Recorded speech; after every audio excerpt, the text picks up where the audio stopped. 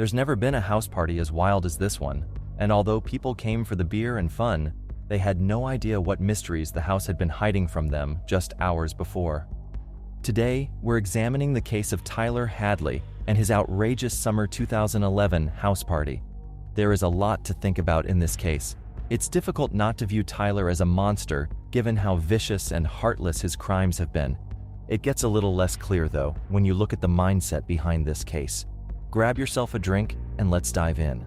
Situated on the Atlantic coast of southern Florida, 150 miles southeast of Orlando and 125 miles north of Miami, is Port St. Lucie. Not much happens in this tranquil city. In 1980, it had just 15,000 residents, and by 2019, there were 201,000, a tenfold increase in population. Among the relatively early settlers of the city were Blake Hadley and his spouse, Mary Jo. In 1983, they relocated from Fort Lauderdale to Port St. Lucie in order to be nearer to Blake's parents. Blake wanted to get to see them more often because they had both retired close by. Blake and Mary Jo were an ideal couple who were both kind and polite. Blake worked as a technical specialist at the St. Lucie Atomic Energy Facility, while Mary Jo dedicated her career to educating young minds at a nearby elementary school. People often spoke of Mary Jo as a person of unwavering commitment, always ready to support anyone, regardless of their background or circumstances. In 1987, 4 years into their marriage, the couple welcomed their first child, Ryan Hadley. 6 years following Ryan's arrival, the family grew with the birth of their second son, Tyler Hadley.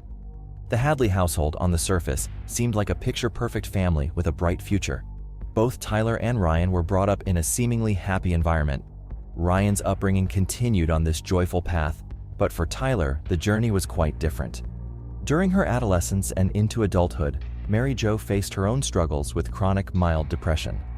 Alarmingly, Tyler began showing similar symptoms at the young age of 6. Concerned about her son's well-being, Mary Jo enrolled him in counseling a few years later. But this step didn't quite alleviate the situation. In a rather unusual decision for someone so young, Tyler was prescribed Lexapro and other antidepressants at the age of 10, marking a significant and challenging chapter in his early life. While it might seem drastic to some, Tyler was accustomed to medical interventions from a young age. Born prematurely, he spent his first month in an incubator. This early struggle tugged at his mother's heartstrings, leading her to be exceptionally protective whenever Tyler faced any hardship. This overprotectiveness, combined with Tyler's early signs of depression, led to an escalation in his treatments. By age 15, he was prescribed Adderall for ADHD symptoms and Prozac for depression, along with medication for a thyroid condition, marking a complex chapter in his young life. Tyler, despite his early challenges, progressed into his mid-teens. However, at 16, he was still grappling with depression, now compounded by bulimia and low self-esteem. In a rather unconventional attempt to address these issues, Mary Jo, concerned about Tyler being teased for his stature and self-image at school, convinced him to start taking growth hormone injections. Despite these struggles, Tyler was outwardly perceived as a content and well-mannered young boy by his neighbors. He enjoyed skateboarding, cycling, playing baseball with his dad, and kicking a football around in the street. Tyler also shared a close bond with his parents. He often waited up late for his father to return home so they could play basketball together in their driveway, sometimes until midnight. On weekends, the joyful sounds of the Hadley family playing in their backyard pool could be heard by neighbors. However, as Tyler entered high school, a significant shift occurred. Formerly quiet and hard to decipher, his personality underwent a complete transformation. He became unpredictable, eccentric, and increasingly troubled, often seeking attention in disruptive ways, even during school lessons. In 2010, Tyler's behavior took a more serious turn. That summer, he and some friends found an abandoned couch, which they dragged to a clearing in the North Fork River Preserve. There, they doused it with gasoline and set it on fire, marking the beginning of a more troubling path. And at the risk of the entire preserve being set ablaze, the fire department had to be called out. Following this event, they received only a warning, but for Mary Jo, it was a wake-up call about losing grip on her youngest son. Tyler's mental health continued to be a concern, leading to new prescriptions for hydroxyzine, a mild anti-anxiety medication, and citalopram, an antidepressant known for its increased suicide risk in young adults. Amidst this medical treatment, Tyler's behavior took a darker turn as he began to heavily indulge in alcohol. His substance use escalated to frequent marijuana, pill consumption, and even experimenting with ecstasy. Fast forward to April 2011, Tyler turned 17. The Hadley household was unusually quiet, with Ryan away at college and Tyler facing a starkly different reality. He was now in prison. Tyler found himself in a scuffle with a friend, leading to his arrest on charges of aggravated battery. Given his prior record of burglary, he was sentenced to a brief stint in St. Lucie County Jail for a week, followed by 2 weeks of house arrest. As a punitive measure, Mary Jo took away Tyler's phone, which only heightened the tension and anger between them. Gradually, Tyler began to harbor resentment towards his mother. While arguments were not uncommon during times of trouble, this situation felt markedly different. It appeared that whenever someone crossed Tyler's path, he would nurture an intense, newfound animosity towards them. This was evident from his recent violent encounter with a friend, and now, with his phone confiscated by his parents, his feelings of ill will escalated alarmingly. The situation with Tyler was getting noticeably worse. Then came July 16, 2011, a picturesque Saturday with the temperature at a pleasant 84 degrees Fahrenheit, the sky mostly clear and sunny. At 11:15 p.m., Tyler made a post on his Facebook wall, ambiguously suggesting, "Party at my crib tonight, maybe." This post didn't quite convince his social circle, but by 8:15 p.m., he followed up with a more definitive message, "Party at my house, hit me up." Despite not being particularly popular or well-known at his local school, Tyler's party was an open invitation to all, hinting at a potentially large gathering. His parents, Mary Jo and Blake, were not in town at the time. Their exact whereabouts or the distance they had traveled remained unknown to most. All week, Tyler had been mentioning to his friends his plans to throw a house party, but they were skeptical. Tyler had never organized such an event before, mainly because his parents were always opposed to the idea. Yet, with them out of town, it was a different story. They wouldn't know. Adding to the appeal, it was a warm summer evening in Port St. Lucie, and there seemed to be no other events happening in the city that night. In fact, Port St. Lucie was often quiet in the evenings, lacking beach access, a bustling downtown, or typical teenage hangout spots. This context made the idea of a house party even more enticing for the local youth. With the parks also closed that evening, it wasn't surprising that Tyler's house party drew over 60 attendees looking to enjoy themselves.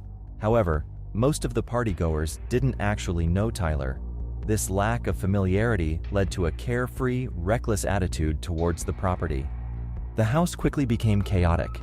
The family's couch and other seating were torn apart, beer pong was set up on the dining table near the family computer, and guests rummaged through the cupboards for snacks. Groups gathered in the front garden, carelessly tossing empty beer cans onto the lawn. The scene inside was just as unruly, with bottles being thrown against walls and floors, resulting in shattered glass, and cigarette butts being extinguished on the rug, kitchen counters, and walls. The party was rapidly spiraling into a destructive free-for-all. The disarray extended to the family's computer as well, with its keyboard stained by a dried brownish liquid, possibly beer or coke. It went largely unnoticed in the chaos, and amidst the turmoil, several guests queried Tyler about his parents' whereabouts. His responses varied each time. "They're in Orlando, they're in Georgia, this is my house, they don't live here." By midnight, the crowd at Tyler's parents' home had swelled to over 100 people, turning the property into a scene of devastation, resembling a place that had been vandalized for weeks. Amidst the wreckage, there were even reports of bloodstains in the main areas, possibly resulting from the wild partying. During the ongoing beer pong game, the ball bounced off the table and rolled into a sticky, dark brown substance on the floor. Justin, the friend who retrieved the ball, was repulsed but didn't dwell on it. He wiped the ball on his shirt and continued playing. Around 1:00 a.m., Tyler pulled his best friend Michael aside for a private conversation. They had been friends since preschool. They walked to the stop sign at the end of the block where Tyler revealed something shocking. "I killed my parents." Michael initially laughed it off, not taking him seriously. But Tyler insisted, "Michael, I'm being serious. If you look close enough, you'll see the signs." Tyler pointed out to Michael the driveway, where he then noticed the two cars that belonged to Tyler's parents still parked there. It was a subtle yet telling clue that they hadn't gone far. Tyler then led Michael to the garage, instructing him to look inside. Making sure no one was watching, Michael entered and flicked on the light. There, he was confronted with a chilling sight, a bloody shoe print and blood oozing from under the door's hinge. Horrified, he rushed back out, his heart pounding. Yet, Tyler had one more harrowing detail to reveal. Next, they moved to the master bedroom. The door was locked, but upon opening it, they were hit by an overwhelming stench. The room was in disarray, with furniture strewn about, dining chairs and blood-soaked towels piled up, and amidst the chaos, a white leg was visible under the debris. Tyler confessed to Michael that earlier that day, he hid his parents' cell phones to prevent them from calling for help. After psyching himself up and taking 3 ecstasy pills, he armed himself with a claw hammer from the garage. He then waited behind his mother, who was working at the family computer, contemplating his actions for 5 agonizing minutes. As she turned around, he struck her head with the hammer. Hearing her screams, Blake, who had been asleep, rushed out from the master bedroom. The shock and pain of seeing his son attack his wife must have been overwhelming. They locked eyes briefly, and after Blake's questioning glance, Tyler responded with hostility and attacked his father as well. After the gruesome act, Tyler wrapped towels around his parents' heads and dragged them into the master bedroom, positioning their bodies side by side, face down, with the hammer lying between them. He feverishly gathered every bloodied item he could find and dumped it into the room, burying his parents beneath a heap of broken furniture, shattered glass, bloody towels, books, a sponge mop, Clorox wipes, and coffee grounds. Cleaning up took Tyler over 3 hours, and yet he couldn't completely erase the evidence. For instance, the messy keyboard and the substance the ping pong ball rolled into, which was later used in people's drinks, was actually Mary Jo's blood. Afterward, Tyler took a long, hot shower and laughed hysterically at his reflection in the bathroom mirror. His friend Michael, horrified by Tyler's confession, was visibly shocked and pale.